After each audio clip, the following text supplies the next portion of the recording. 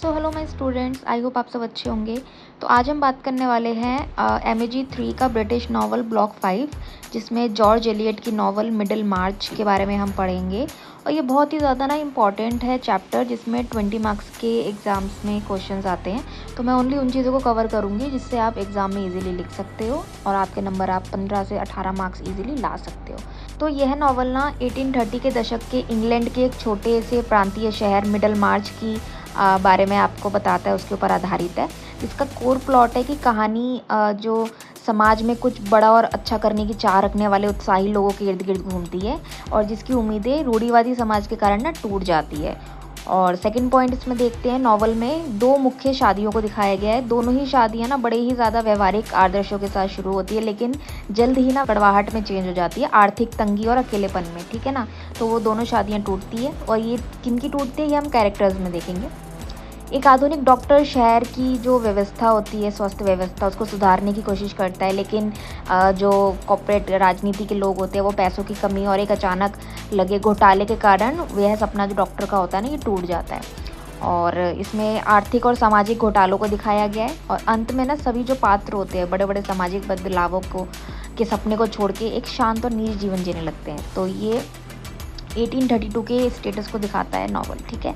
राजनीतिक इनमें चीज़ें हैं, उसके इर्द गिर्द औद्योगिक प्रगति, चुनावी भ्रष्टाचार, तो ये सारी चीज़ें दिखाई गई है इसमें। महिलाओं के ऊपर दिखाई गई है कि महिलाओं पर समाज की पाबंदियाँ लगी थी 19th सेंचुरी में, क्योंकि इंग्लैंड में ये चीज़ें पहले बहुत होती थी 18-19 सेंचुरी में। तो महिलाओं की बौद्धिक क्षमता को दबाकर उन्हें सिर्फ घरेलू जिम्मेदारियों तक ही समझा जाता था, तो इसके बारे में दिखाया गया ये। ठीक है। तो ये समरी के कुछ पॉइंट्स थे। अब हम बात कर लेते हैं characters. First character is Dorothea Brooke, जो नॉवल के मुख्य प्रोटोगोनिस्ट है और एक अत्यधिक बुद्धिमान और उदार आशीर्वादी युवा महिला है, जो समाज सुधार की चाह में वह खुद को एक बड़े उम्र के विद्वान के साथ शादी कर लेती है, जो बाद में उसकी सबसे बड़ी भूल साबित होकर आती है। सेकंड कैरेक्टर है इसमें एडवर्ड, जो कि एक उम्र दराज मानसिकता वाला एक पादरी और विद्वान है। वो अपनी किताबों को पूरा करने के भ्रम में अपनी पूरी ज़िंदगी डोरोथिया की खुशियाँ बर्बाद करने में निकाल देता है। वो एक ईर्ष्यालु व्यक्ति होता है। ठीक है। तो ये दोनों हस्बैंड वाइफ थे।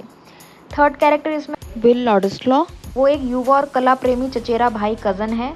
वह स्वभाव से स्वतंत्र और राजनीतिक सुधारों का समर्थक है। ठीक है। जिसे डोरोथिया से प्यार हो जाता है। Fourth character is cilia, Dorothea की छोटी बहन है। वह अपनी बहन के विपरीत एक व्यवहारिक और सामान्य सांसारिक महिला है, normal person. And last character is mister Arthur Brooke, ये डोरोथिया और सिलिया के अमीर, लापरवाह और भुलक्कड़ चाचा है। तो स्टूडेंट्स, इन्हीं कैरेक्टर्स के साथ ही ये पूरी जो नॉवल है, ये पूरी नॉवल लिखी गई है। और भी कैरेक्टर्स है, लेकिन ये वाले जो है ये सारे मेन प्रोटोगनिस्ट है। तो ये 4-5 नाम आप याद रखना, इन्हीं के ही इर्द गिर्द पूरी कहानी घूमती है। तो अब हम सबसे मेन टॉपिक के बारे में बात करने वाले हैं, जिसमें हिस्टोरिकल बैकग्राउंड देखेंगे हम कि 1832 में जो रिफॉर्म बिल था वो क्या था और क्यों था। ठीक है। तो सबसे पहले देखते हैं कि इस इग्नू की बुक के स्टार्टिंग में यूनिट 1 में आपको दिखाया जाएगा कि जो वर्णन पूरा जॉर्ज एलियट ने किया है 1871 में बैठकर, कि उन्होंने 1830 के दशक के इंग्लैंड को क्यों चुना। ठीक है।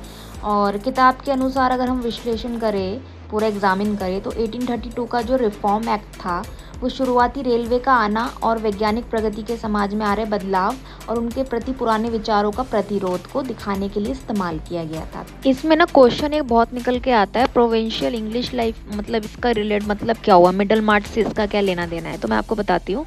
19th सेंचुरी के जो इंग्लैंड के छोटे शहर होते थे, कस्बे और ग्रामीण इलाके होते थे, उनका जीवन जो होता था, तो उस नॉवल का नाम ही पूरा इसी से रिलेटेड रखा गया, the middle March, a study of provincial life. ठीक है।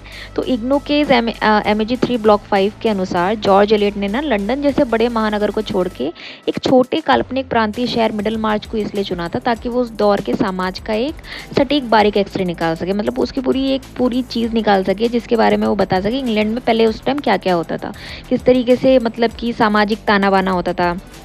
और किताब के अनुसार मतलब बाहरी लोगों के नए विचारों का एक बहुत शक की नज़र से देखना, सामाजिक वर्ग और पाखंड, और महिलाओं के प्रति उनको सीमित विकल्प चुनने की आज़ादी। जैसे कि डोरोथिया के बारे में बताया गया कि वो एक बुद्धिमान महिला थी, फिर भी वो एक जगह तक ही सीमित थी, उसको कुछ करने की भी आज़ादी नहीं थी। तो ये दिखाया गया है इसमें। तो आगे हम देखते हैं कि कौसाबेन की वसीयत और अपमानजनक शर्त क्या थी।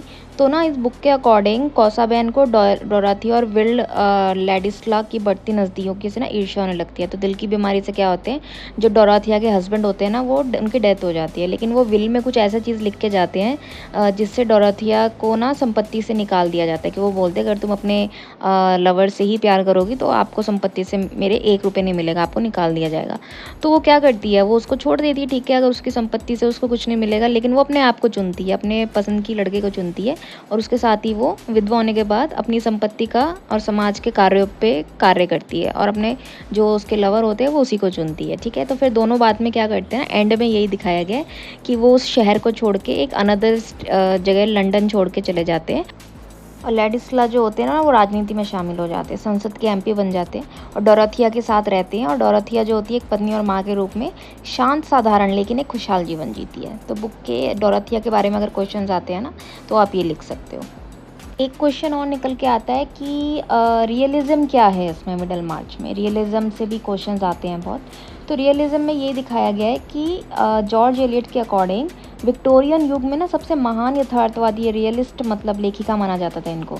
तो मिडल मार्च में ना यथार्थवाद का मतलब यही होता है कि ज़िंदगी को वैसा ही देखना जैसे कि वो असल में होती है, ना किसी की फिल्मी ड्रामे से, ना जादुई अंत, ना फिर किसी चीज़ से, मतलब रियलिस्टिक चीज़ों के ऊपर है सारी चीज़। ठीक है ना। तो मिडल मार्च में उन्होंने यही दिखाया कि कोई हीरो नहीं है, कोई विलन नहीं है, सब एक आदर्श नायक है और खलनायक भी नहीं है, और भ्रम का टूटना दिखाया है इसमें। सो आई होप आपको ये वीडियो अंडरस्टैंड हुई होगी।